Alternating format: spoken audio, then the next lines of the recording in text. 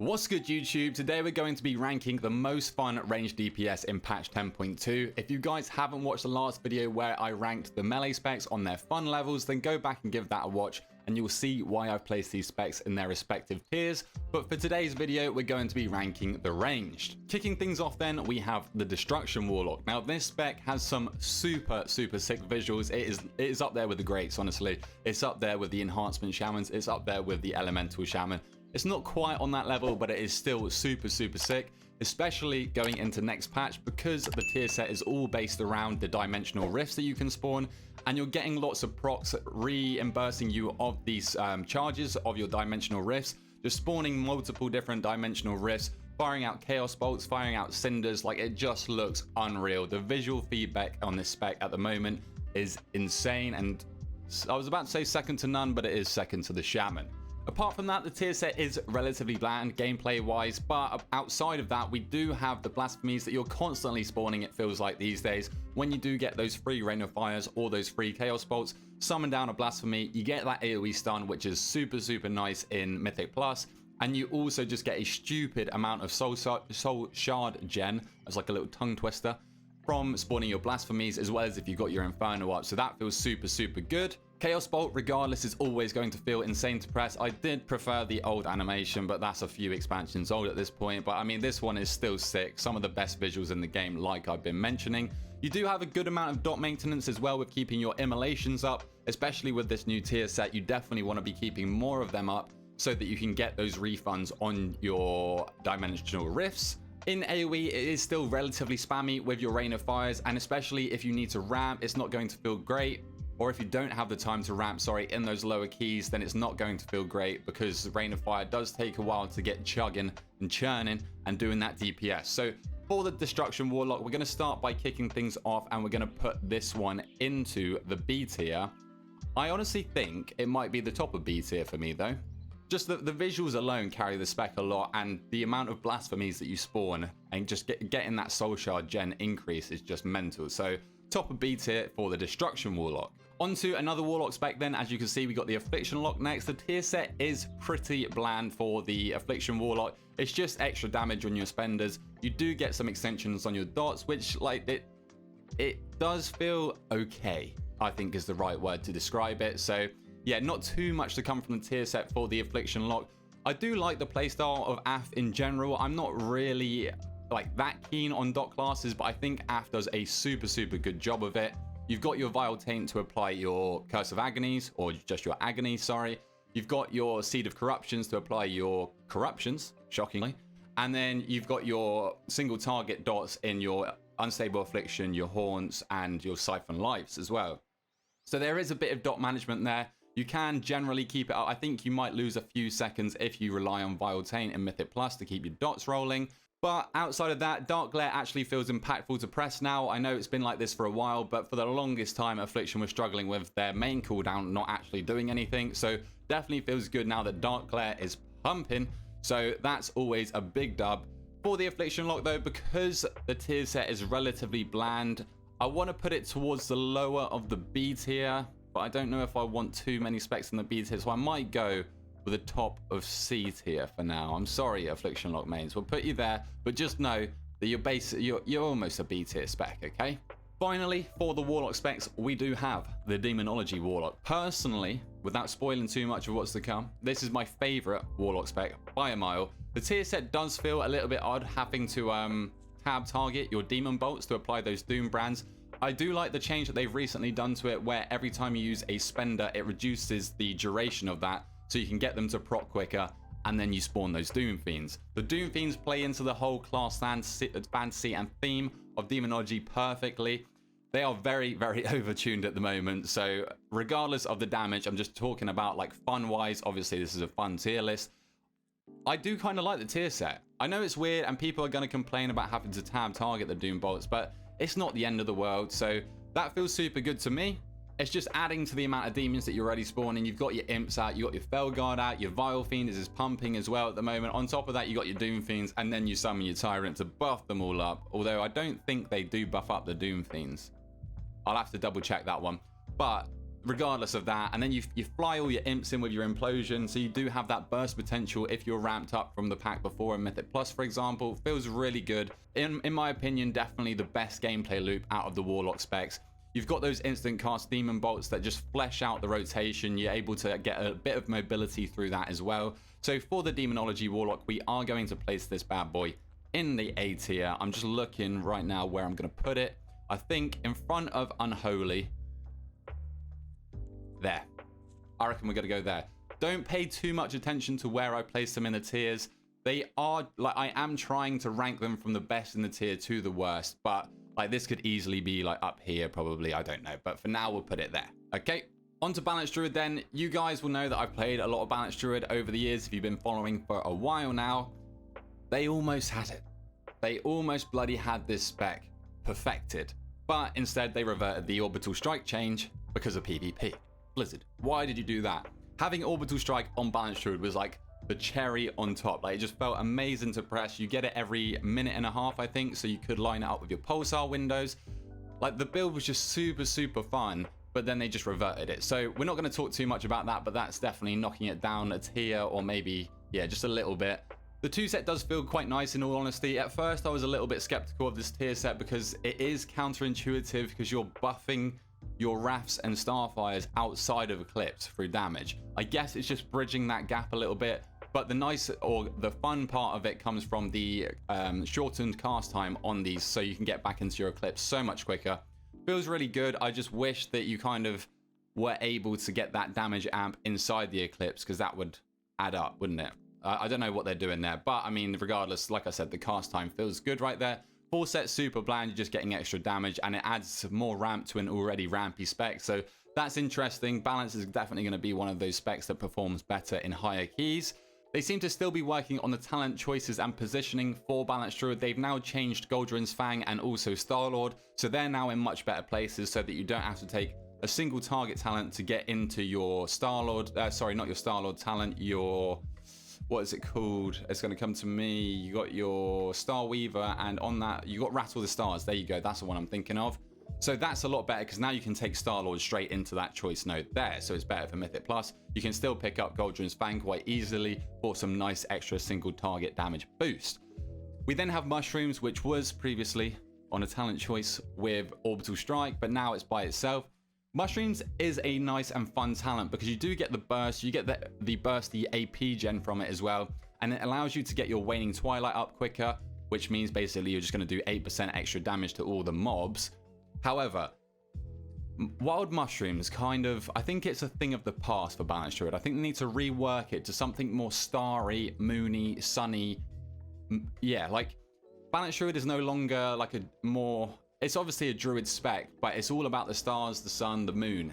What that bloody hell has a mushroom got to do with it? I guess it ties into the Druid fantasy, but yeah, I don't know. They could do something more fun with that, I think. But regardless, it is a fun talent. I do enjoy playing it.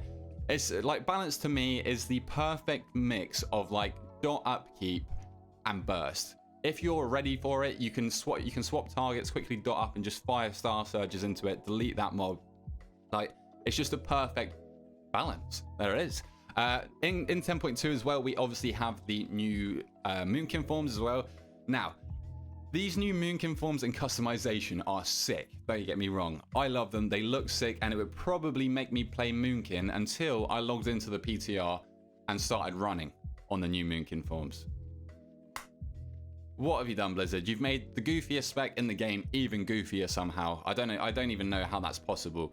But outside of that, the forms do look sick, so maybe I could look past that. They're also using the Coltiran casting animations at the moment, which I don't know if I'm a fan of. But regardless, I'm going to put this spec in the A tier. I think for me, actually, it goes above Unholy as well. It would probably be like top of A tier, potentially even S tier, if Orbital Strike was still a thing, because I was looking at maining it until they reverted that change. But for now, we'll go with near the bottom of A tier. Keeping up with the specs that I'm finding super, super fun then, Elemental Shaman, you're going straight at the top of S tier. I have never had more fun in this game than I have on Elemental Shaman this tier. Like, this spec feels insane. It is perfect to me. It is absolutely perfect. It did get nerfed recently, so there is one less lava burst that is that is cleaving after your prim waves, but I love the wildfire build. Like, it's just infinitely more fun to me than the previous lightning build that we've been running in season 2, because I hate Ice Fury. The tier set for this spec next season is probably the most fun tier set I've ever seen for any spec ever. The 2 set is kind of meh. It's nice for single target and there's a bit of translation to AoE through the elemental blast that you do proc, but the 4 set is where the juice is at. Firing off those multiple lava bursts for consecutive globals is just like ridiculous. Seeing them fly out everywhere at all the, well, not all the targets, but the targets that have flame shock on them. Like, with enough targets, you can just fire out lava bursts, earthquake, fire out lava bursts, earthquake. It's now not able to fire off another lava burst because they did reduce the number of buffed lava bursts that you do get, but it's just ridiculous. From that, you also get insane CDR on your fire elemental as well.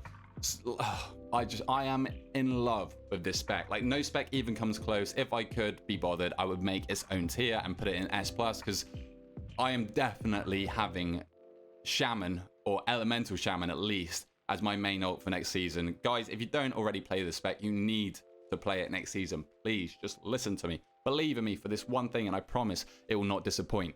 Surge of Power is super fun as well, being able to sort of pick what buff you get after you use a spender, whether you need to get more flame shocks out to get those lava surges, or if you want to use your lightning bolts to get an extra zap from your overloads, or if you want to get more fire LE cooldown reduction, you go with the lava burst after your spender. I really like Surge of Power. At first, I thought it was a bit scary and daunting to use. It definitely is for a newer player to the spec, but once you get used to it, it's super fun and engaging.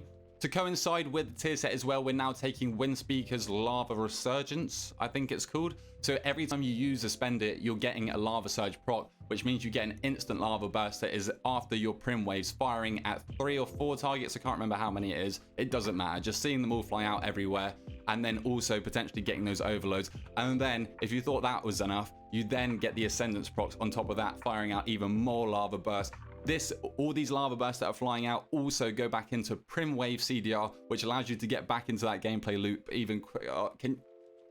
I love it. I am literally in love with this spec. It's ridiculous. You get huge mobility during these phases as well, and then on top of that, you can always use Spirit Walker's Grace. Speaking of mobility, you now no longer talent into Elemental Blast, so on single target, you've got Earth Shocks, which allows you to be much more mobile, especially once you go into those Primordial Wave windows. You can Lava Burst, instant cast, you can Stormkeeper, instant cast, you can Earth Shock, and it's all just back to back, so you can literally just carry on moving while you're casting. It's ridiculous. And like I briefly mentioned there, with the Ascendance proc, like, that is truly the cherry on the top.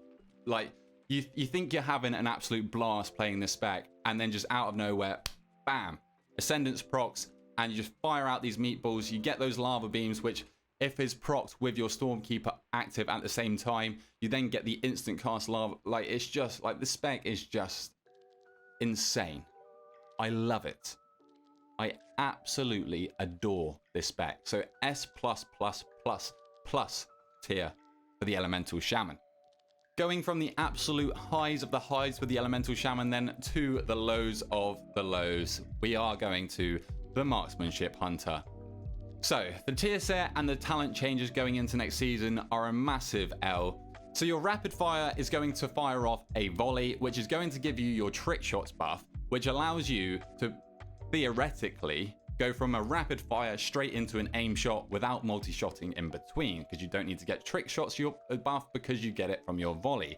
However, multi-shot just does too much damage to be ignored, so you have to press multi-shot anyway, which makes this 2 set completely irrelevant and useless. I can see what they were doing because it does seem super fun. I mean, you technically don't even have to multi-shot if it wasn't like Giga Dam. You wouldn't have to multi-shot before your rapid fire, because the first tick of your rapid fire would hit one mob, but then you would get your volley trick shots buff, so the rest of your rapid fire would start ricocheting, and then you go straight into an aim shot from there that's also ricocheting because you've got your volley buff active.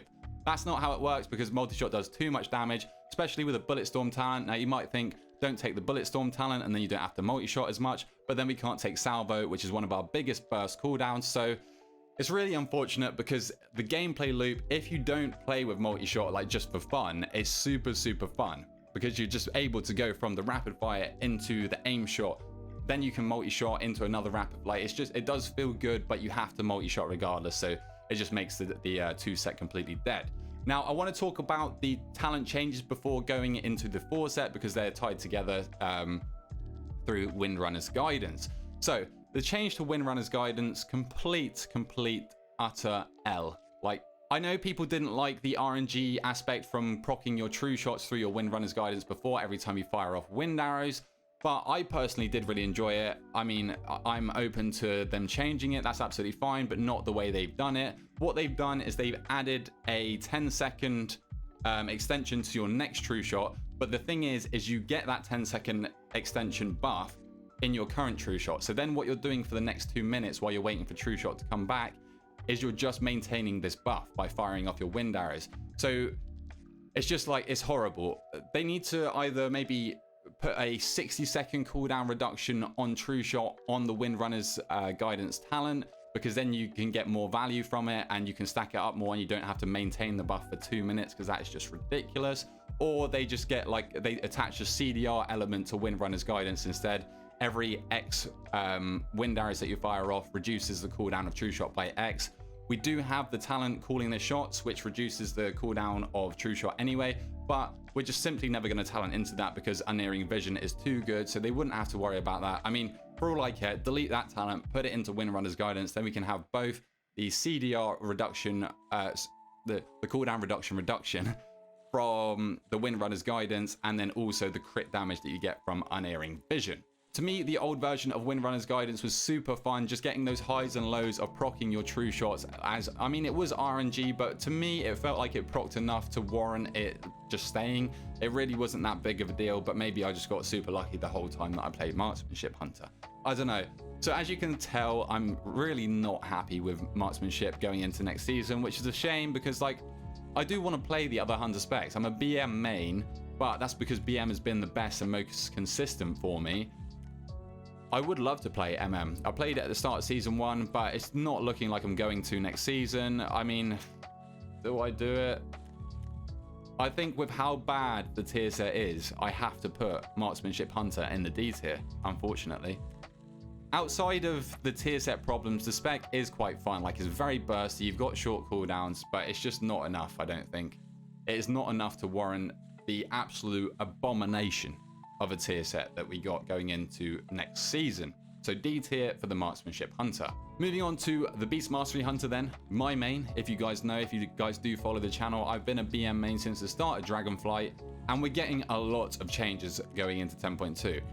Now the tier set is very, very passive. You're summoning those extra dire beasts through your Bestial Wrath, but now also through the 4 set, they are going to be kill commanding, beast cleaving, and kill cleaving, obviously through the kill command and beast cleave. So that feels super good. It's playing into the whole theme of Beast Mastery and what it should be, just summoning an absolute zoo of animals to attack your targets and just like all of them, see all of them cleave at the same time.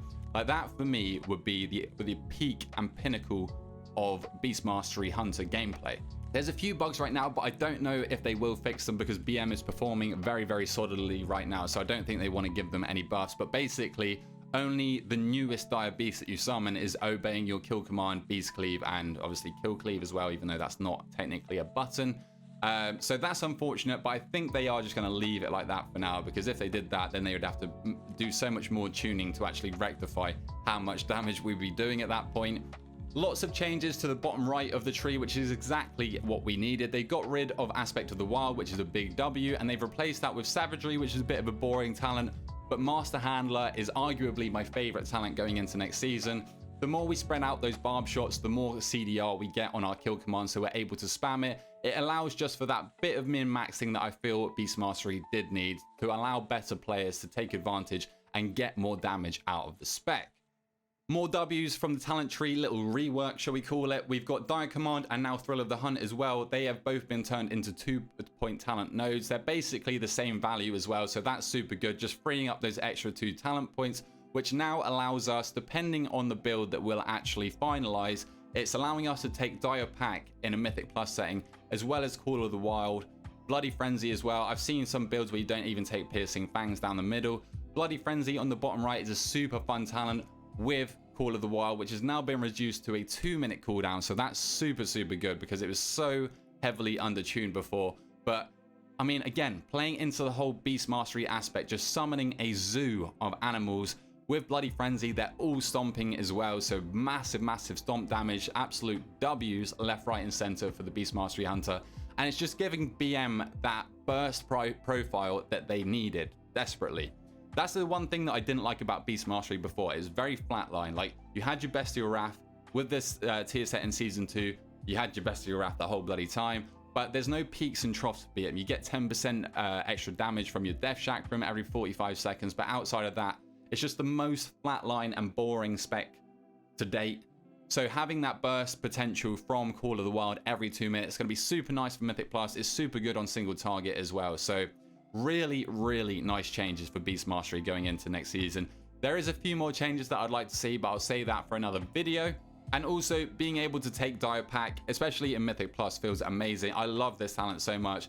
Every so often it just gives you that high in the rotation where you can literally just sit there with Master Handler as well, just spamming kill commands, and that translates directly into AoE as well through your kill cleave. So just super nice. Like, this spec has gone up tenfold for me. I was already enjoying it, but now it's just that much better.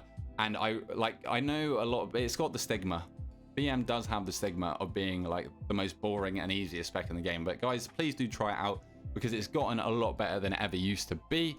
So we're going to put this spec in the A tier. I think it's well deserved of the A tier, especially with the changes that we got going into the next season. The devs have done a great job. Still lots more to come, hopefully a full bloody rework. We also got the Hunter's Mark raid buff as well. I mean, honestly, with that, I might put it down to D tier. But no, for Beast Mastery, I'm going to put it in A. I'm probably going to be maining this again next season. And yeah, I'm very happy with the changes. Devastation Evoker then, the new tier set does feel pretty goddamn good. That combined with the mastery change means that you do a lot more damage outside of your cooldowns now, so you're kind of bridging that gap. Obviously, we know how bursty the Devastation Evoker has been, so I do really love that personally. With the tier set as well, it feels like you're constantly getting Essence Burst procs, so you're getting those free pies, you're getting those free disintegrates, which just completely smooths out the rotation in my opinion. Big fan of that. The only problem with the tier set is it's quite a rampy tier set, so in pugs, especially in those lower keys, you're going to be finding that by the time the pack's dead, that's when you're at your max damage and the tank's just going to sit there and like not knowing what to do, looking around. Oh, I'll run over to there, and then by that time, your tier set's over, your cooldowns are out, it's over. It's Jova for the Dev Evoker. It's not ideal, but other than that, the gameplay feels roughly the same. Otherwise, I'm personally not super into this spec. Like, I find it very spammy.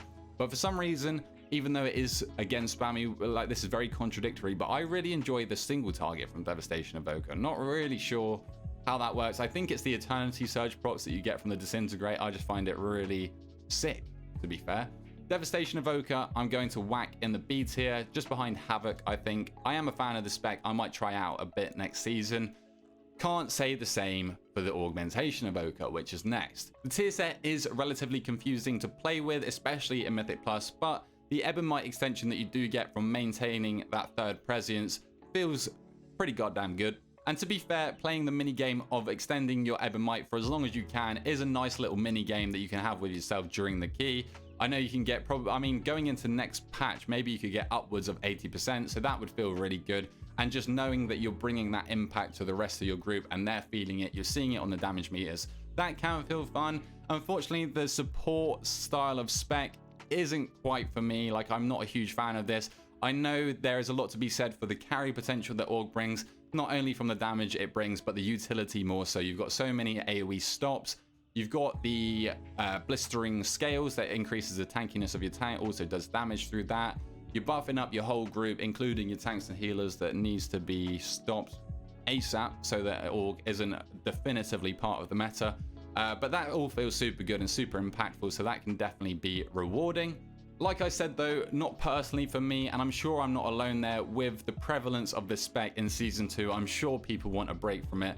I'm going to put Augmentation in the C tier. I think I'm going to put it behind Aflock, but in front of Windwalker. No, I'm going to put it at the bottom of C. I'm sorry, Augmains. I'm sorry, but delete Org from the game, please and thank you. On to the Mage specs. We'll start with the Arcane Mage, which I'm actually super surprised. I had a little play with this for the first time this expansion the other day on the PTR, and I was very pleasantly surprised, to be fair. The 2 set does feel fine on single target. It's easy to maintain, and you get a nice damage increase from it. It is harder to maintain on AoE, though, that is for sure. The 4 set is nutty, though. It is quite hard to play around, and it's definitely going to be hard to line up with your burns. But if you can manage that, I mean, even regardless, even if you can't manage it, seeing those arcane missiles fire out at multiple targets in just like an absolute wave of missiles feels ridiculous. Like, that is definitely the peak of the rotation now. Apart from the tier set, though, arcane is still super fun and flashy. I've got a newfound love in Orb Barrage. I love that talent so much, but I have heard that it can sort of mess up your burn sometimes if you're not expecting the extra arcane charges that it grants you.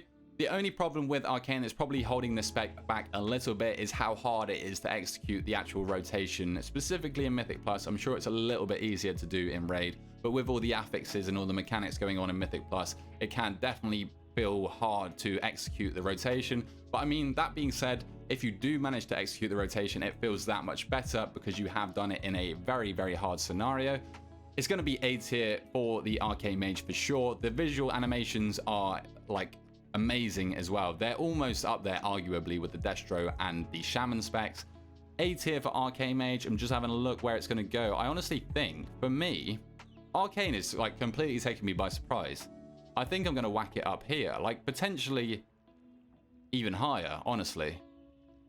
No, I don't know. I can't, because I don't know the spec like in and out. I can't whack it that high. I'm going to put it there for now. It's in the A tier, like somewhere around there. Onto another super fun spec for me then. I just recently tested Fire Mage after the rework. I didn't play it in 10.1.7, but it definitely feels amazing. It's an absolute massive W that now finally Flame Strike is contributing to those hot streaks. So the combustion rotation for AoE now feels super fluid and smooth because you're just able to proc those hot streaks so much quicker through those Flame Strikes. The tier set going into next season is mega boring, to say the least. It'll be strong, hopefully, and it will make combustion that much more powerful, but it's just flat damage, so pretty standard. Like, it's just boring in general, to be honest. But I do love that Pyroclasm and Sun King's Blessing have been baked in together. I think that is a super, super good change. Getting that massive Pyroblast from your Pyroclasm proc, and then that's sending you into a combust. Like, that just feels juicer. So we're a big, big fan of that.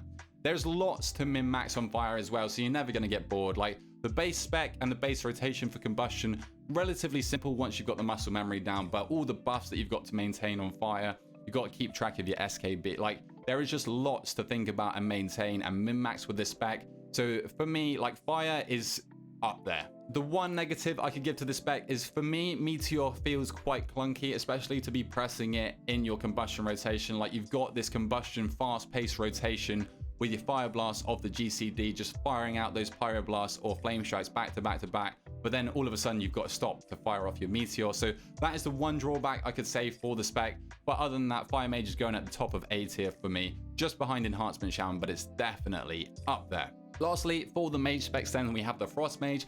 It's another season for the Frost Mage where you're just getting some passive cleave from an ability. We've had it from Flurry before, we've had it from Ice Lance as well, if I'm correct. Now we're getting it from Glacial Spike. I mean, this is definitely the coolest one, having it from Glacial Spike, because Glacial Spike is just one of the most fun buttons to press in the game, especially with Splitting Ice, which you're going to be talented into. Mage in general just feels a lot better after the rework. There's lots of bursts in the AoE rotation, specifically for the Frost Mage. You got your Orb, you've got your Comet Storm, you're resetting those with your Cone of the Cold. Like, just feels super good. The only thing I could say with Cone of the Cold is maybe increase the yardage on it, because you literally have to be in melee to actually proc your Coldest Snap. That's the word I'm looking for.